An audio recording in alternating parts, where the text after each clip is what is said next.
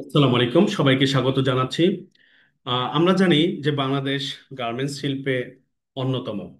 Garments প্রোডাকশনের ক্ষেত্রে বা গার্মেন্টস এক্সপোর্টের ক্ষেত্রে আমরা বাংলাদেশের পার্সপেক্টিভে যদি চিন্তা করি নাম্বার ওয়ান, এবং ওয়ার্ল্ডের পার্সপেক্টিভে চিন্তা করলে নাম্বার টু। তো সেই ক্ষেত্রে যেহেতু আমাদের মেইন ফরেন কারেন্সি এখান থেকে আসে, আমরা আহ, আমাদের যে গার্মেন্টস ইন্ডাস্ট্রি আছে, গার্মেন্টস এক্সপোর্টের মাধ্যমে আমাদের মোর দ্যান 70% কারেন্সি আসে, ফরেন কারেন্সি। তো সেই ক্ষেত্রে এই বিজনেসটা খুবই বাংলাদেশের পার্সপেক্টিভে খুবই গুরুত্বপূর্ণ। তো এখন আমরা যখন আসলে বেসিক্যালি গার্মেন্টস গুলা শিপ করি, মানে আমাদের বায়ার যারা আছে, স্পেশালি কানাডা বা ইউরোপীয় ইউনিয়ন, দেন হচ্ছে আমাদের আমেরিকা, তো এইসব কান্ট্রিগুলোতে বা যে কোনো কান্ট্রিতে আমরা যখন গার্মেন্টস গুলা শিপ করি, তখন সেই ক্ষেত্রে গার্মেন্টস এর যে রিকোয়ারমেন্ট আছে, মানে বায়ার যারা আছে আমাদের, সেই বায়ারের কিছু রিকোয়ারমেন্ট থাকে, সেই রিকোয়ারমেন্ট গুলাকে ফুলফিল করবার প্রয়োজন হয়। তো রিকোয়ারমেন্ট গুলা যখন ফুলফিল হয়ে যায়, তখন বায়ার থেকে আমরা গ্রিন সিগন্যাল পাই, এবং তারপরে আমরা আমাদের যে গার্মেন্টসটা আছে সেই গার্মেন্টস আমরা এক্সপোর্ট করি। এখন এইখানে আমাদের যারা কাস্টমার আছে, তারা গার্মেন্টস গুলা নেবার পরে সেই গার্মেন্টস থেকে অনেক কিছু এক্সপেক্ট করে, স্পেশালি পারফরমেন্স এক্সপেক্ট করে। যে কি পারফরমেন্স, সেটা হচ্ছে গার্মেন্টস তাকে অনেকদিন সার্ভিস দিবে, প্লাস হচ্ছে দেখতে সুন্দর লাগবে। তারপর গার্মেন্টস থেকে গার্মেন্টসের আউটলুক বলি, মানে সবকিছু মিলিয়ে সে হ্যাপি হবে এই গার্মেন্টস ইউজ করবার পর। এখন তার জন্য আমরা যেটা করব, যে আমাদের কিছু টেস্ট আছে, যে টেস্টগুলো করবার পরে আমরা মোটামুটি ধরে নিই যে এই গার্মেন্টসটা হচ্ছে পারফেক্ট ফর দা শিপমেন্ট। এখন সে বিষয় নিয়ে মূলত আজকে আলোচ্য বিষয় আমরা আলোচনা করব। এখন আমরা যদি একটু দেখি যে কিছু পারফরমেন্স টেস্ট, আমরা প্রথমে বলছি সিম স্ট্রেংথ টেস্ট। আমরা জানি যে একটা গার্মেন্টস এর যে লাইন বরাবর সেলাই করা হয় সেই লাইনকে সিম বলে। তার মানে seam is a line while the swing goes. এখন সুইং যে বরাবর যাবে, মানে সেলাই যে বরাবর করা হবে, সেটাই বেসিক্যালি হচ্ছে সিম। এখন এখানে সিমের স্ট্রেংথের বিষয় হচ্ছে যে এই সিমটা, মানে যে আছে এই সিমটার মধ্যে অনেক রকমের স্ট্রেস হয়, টান পড়ে। তো এই টানের কারণে যেন এই সিমটা তার যে স্ট্রেংথ বা যে পরিমাণ শক্তিশালী, অথবা যে সেলাইটা করা হয়েছে এটা যেন খুলে না যায়, অথবা সিম যেন নষ্ট না হয়, এটাকে একটা টেস্ট করতে হয়। তো এই টেস্টের নাম হচ্ছে সিম স্ট্রেংথ টেস্ট। তো সিম স্ট্রেংথ টেস্ট খুবই গুরুত্বপূর্ণ, কারণ একজন ইউজার যখন ইউজ করবে, যদি সেলাইয়ের জায়গাটা খুলে যায় বা ওইখানে সেলাই ছিঁড়ে যায়, তাহলে এটা একটা মানে আহ, ওই কাস্টমারকে, মানে কাস্টমার সেটা নিতে পারবে না, বা কাস্টমারের কাছে সেটা খুবই অপছন্দনীয় হবে। তো অপছন্দনীয় যেন না হয়, তার জন্য হচ্ছে সিমের স্ট্রেংথ আমরা টেস্ট করব। এরপর হচ্ছে স্ট্রেস অর রিকভারি টেস্ট। আমরা একটু খেয়াল করবো, স্ট্রেস বা রিকভারি টেস্ট এটা করতে হয় যে গার্মেন্টস এর মধ্যে আপনার ইলাস্টেন বা স্পানডেক্স টাইপের ফ্যাব্রিক ফাইবার ব্যবহার করা থাকে, মানে ইলাস্টেন বা স্পানডেক্স ফ্যাব্রিক থাকে, ওইটা হচ্ছে স্ট্রেস অ্যান্ড রিকভারি টেস্ট করতে হয়। আমরা জানি যে অনেক গার্মেন্টস হচ্ছে স্ট্রেচিং, টানলে বাড়ে এবং ছেড়ে দিলে আগের পর্যায়ে চলে চলে আসে।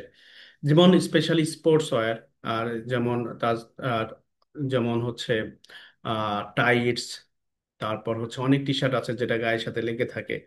তো এই টাইপের যে ড্রেসগুলো আছে, যেটা টানলে অনেক বাড়বে এবং ছেড়ে দিলে আগের পর্যায়ে চলে আসবে, তো এই ড্রেসগুলার যে কি পরিমাণ স্ট্রেচিং করে, অথবা সেটা রিকভারিটা কেমন হয়, মানে রিকভারি বলতে এখানে বোঝানো হচ্ছে যে যে আমরা যখন স্ট্রেস করব, স্ট্রেস করবার পরে যতটুকু স্ট্রেস করলো, তারপরে ছেড়ে দিলে আবার আগের মতোই ফেরত আসলো কিনা, বা একটু লম্বা হয়ে থাকলো কিনা, এটাকে আমরা টেস্ট করব। তার জন্য এটাকে বলা হচ্ছে স্ট্রেস অ্যান্ড রিকভারি টেস্ট। আমরা একটু এক্সাম্পল বলি, তাহলে বিষয়টা ক্লিয়ার হয়ে যাবে। সেটা হচ্ছে অনেক ডেনিম প্যান্ট আছে, যে ডেনিম প্যান্ট গুলা হচ্ছে স্ট্রেচিং হয়, তো টানলে এটা বাড়ে এবং ছেড়ে দিলে আগের পর্যায়ে চলে আসে। এখন কমফোর্টনেসের জন্য হোক বা হচ্ছে ফিটিং এর জন্য হোক, আমরা কিন্তু এই এই ফ্যাব্রিক গুলা, যেটা স্ট্রেচিং ফ্যাব্রিক বা স্ট্রেস ফ্যাব্রিক, এই ফ্যাব্রিক গুলা প্রচুর পরিমাণে ইউজ করছি। যেহেতু এগুলা প্রচুর পরিমাণে ইউজ হচ্ছে, তো সেই ক্ষেত্রে প্রচুর পরিমাণে প্রোডাকশনও হচ্ছে। তো এখন এই গার্মেন্টস গুলো আসলে স্ট্রেস বা সেটা আবার রিকভারি হয় কিনা স্ট্রেচিং করবার পর, এটাকে টেস্ট করতে হয়। এটার নাম হচ্ছে স্ট্রেস অ্যান্ড রিকভারি টেস্ট। এটা অনলি ফর দা ইলাস্টেন আর স্পান্ডেক্স ফ্যাব্রিকের ক্ষেত্রে আমরা করব। মানে যে ফ্যাব্রিকের মধ্যে স্পান্ডেক্স বা ইলাস্টেন ফাইবার ব্যবহার করা আছে, ওই ফ্যাব্রিকের ক্ষেত্রে স্ট্রেস অ্যান্ড রিকভারি টেস্ট করতে হয়। দেন হচ্ছে আরেকটা গুরুত্বপূর্ণ, বাটন বা জিপার পুল টেস্ট করতে হয় গার্মেন্টসের। মানে কি পরিমাণ বল প্রয়োগ করলে বা কি পরিমাণ ফোর্স অ্যাপ্লাই করলে যে একটা গার্মেন্টসের জিপার খুলে না আসে বা বাটন খুলে আসে, সেটাকে টেস্ট করতে হয়। তো এই যে এখানে আমি আসলে দুইটা টেস্ট বলেছি, একটা হচ্ছে বাটন পুল টেস্ট আর জিপার পুল টেস্ট। তো বাটন পুল টেস্ট আর জিপার পুল টেস্ট তো এটা কিডস ওয়্যার, স্পেশালি বেবিসদের যে আইটেমগুলো আছে এই আইটেমের জন্য তো মাস্ট অবশ্যই লাগবে। তো সেই ক্ষেত্রে হচ্ছে যে আমরা বাটন পুল টেস্ট করব। এই পুল টেস্ট গুলো আসলে নিউটনে করতে হয়, যে কত নিউটন আমরা বল প্রয়োগ করেছি, বল প্রয়োগ করবার পরে আমরা এটা পেলাম। এখন তো আমাকে এখানে যেটা বলেছি আমি, যে ensures that trims and closures are secured attachedly. মানে আমি যে এখানে ট্রিমস এর কথা বলেছি, আসলে বাটন আর জিপার এই দুটোই ট্রিম। ট্রিম সম্পর্কে একটু আইডিয়া দিই, সেটা হচ্ছে যে যে কোনো ফ্যাব্রিকের সাথে বা গার্মেন্টসের সাথে যদি কোনো কিছু আমরা অ্যাটাচ করে রাখি, সেটা সুইং এর মাধ্যমে হোক অথবা অন্য যে কোনো উপায়ে হোক, যদি অ্যাটাচ করা থাকে আর সেটার একটা ফাংশন যদি থাকে, তাহলে ওটাই হচ্ছে ট্রিম বা জি, ওটাই হচ্ছে ট্রিম। এখন ফাংশন বলতে যেমন আমি এইখানে বলি বাটনের একটা ফাংশন আছে, ওপেনিং ক্লোজিং এর জন্য ফাংশন আছে, যেমন এটা বাটন, এর হচ্ছে কি একটা ফাংশন আছে কেন আমি এই বাটনটা ইউজ করছি। তারপর জিপারের একটা ফাংশন আছে, আমরা জানি যে ওপেনিং ক্লোজিং এর জন্য আমরা জিপার ইউজ করি। তো এখন এই বাটনটা আহ, আহ, অনেক সময় টান লাগে, এরকম টান লাগে স্পেশালি বেবিসদের ক্ষেত্রে যেটা হয়, যে বাচ্চারা এটাকে আহ কামড়াকামড়ি করে এবং মুখে নিয়ে এটাকে টানাটানি করে, খুলে ফেলবার চেষ্টা করে। তো এখন আমার শুধু বেবিদের এটা যদি ধরেন তারা তারা যদি মুখে নিয়ে এটাকে খুলে ফেলতে পারে, তো এটা তো তারা খেয়ে ফেলতে পারে। তো সেই ক্ষেত্রে হচ্ছে যে খেয়ে ফেললে এখানে যেটা আছে বাটনটা, বাটন আমরা জানি মেটালেরও হয় আবার প্লাস্টিক বাটনও হয়, তো এগুলা হজম হবে না, যার ফলে হচ্ছে যে অনেক সময় একটা ক্রিটিক্যাল অপারেশনের দিকেও যেতে পারে বা ক্রিটিক্যাল অপারেশনও করা লাগতে পারে। তো সেই ক্ষেত্রে হচ্ছে যে বাটন আর জিপারের ফুল টেস্ট খুবই গুরুত্বপূর্ণ, specially for the kids wear. তো এইটা আমরা একটু মানে করবোই অবশ্যই, বাটন পুল টেস্ট বা জিপার পুল টেস্ট। এখন হচ্ছে এখানে বলা হয়েছে টর্ক টেস্ট বা স্পাইরালিটি টেস্ট। স্পাইরালিটি টেস্ট বলতে আসলে আমরা যেটা বুঝবো সেটা হচ্ছে যে একটা গার্মেন্টস, যে গার্মেন্টস এর যে সিমটা আছে, সিমটা আসলে বেসিক্যালি 90 ডিগ্রি অ্যাঙ্গেলে থাকার কথা। এখন এটা অনেক সময় মোচড় দেয়, ঘুরে যায়, 90 ডিগ্রি অ্যাঙ্গেল থেকে কমে আসে। এখন যখন এটা কমে যায় বা বেড়ে যায়, তখন এই গার্মেন্টসটা মোচড় দেয়। মোচড় দিলে যে প্রবলেমটা হয় সেটা হচ্ছে যে আমরা হয়তো বা এটা ফেস করেছি, যে গার্মেন্টস যে পিছনের পার্ট উপরে উঠে আসে, সামনের পার্ট নিচে চলে যায়, অথবা সামনে পার্ট উপরে উঠে আসে, পিছনের পার্ট নিচে চলে যায়। তো এটা একটা ফল্ট। তো এই ফল্টটা আসলে এরকম ফল্ট, যেটাকে যে ফল্টটাকে আমরা মেজর ফল্ট ধরি।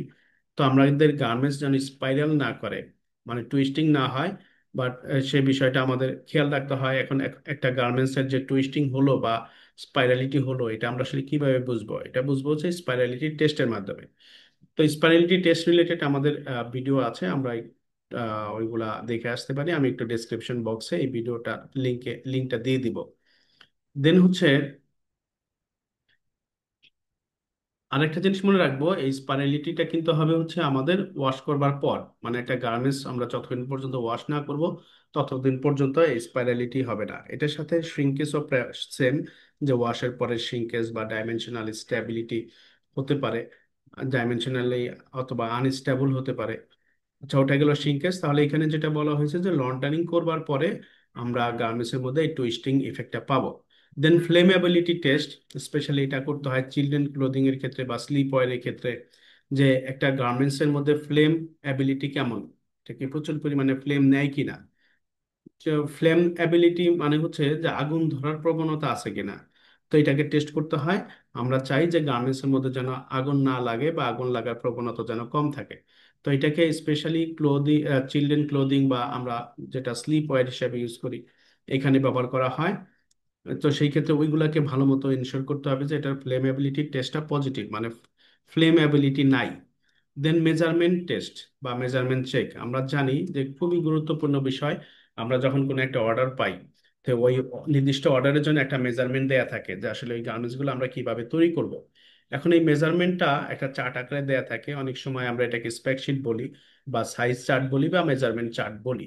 এখন এই মেজারমেন্ট চার্টে আমার একটা গার্মেন্টস এর স্লিভ কতটুকু লম্বা হবে, বডি কতটুকু লম্বা হবে, হাফ চেস্ট কেমন হবে, কলার কতটুকু হবে, তারপর হচ্ছে ব্যাক ব্যাক পার্ট কতটুকু হবে, ইয়োগ কেমন হবে, এগুলা সব ডিটেল বলা থাকে। বা সব যতগুলা গার্মেন্টস এর আইটেম আছে, ইভেন এরকমও দেয়া থাকে স্কেচ করে যে আমার মেজারমেন্ট আসলে কোন জায়গা থেকে কোন পর্যন্ত নিব। তো এই বিষয়গুলা ফলো করেই মূলত হচ্ছে আমাদের গার্মেন্টসটাকে তৈরি করতে হয়। তারপরেও তৈরি করবার পরে আমাদের চেক করতে হবে যে আমি যেটা ফলো করেছি, মানে যে মেজারমেন্ট আমি ফলো করেছি, সেই মেজারমেন্ট অনুসারে গার্মেন্টসে যে প্র্যাকটিক্যালি ওইটা আছে কিনা ওটাকে টেস্ট করতে হয়।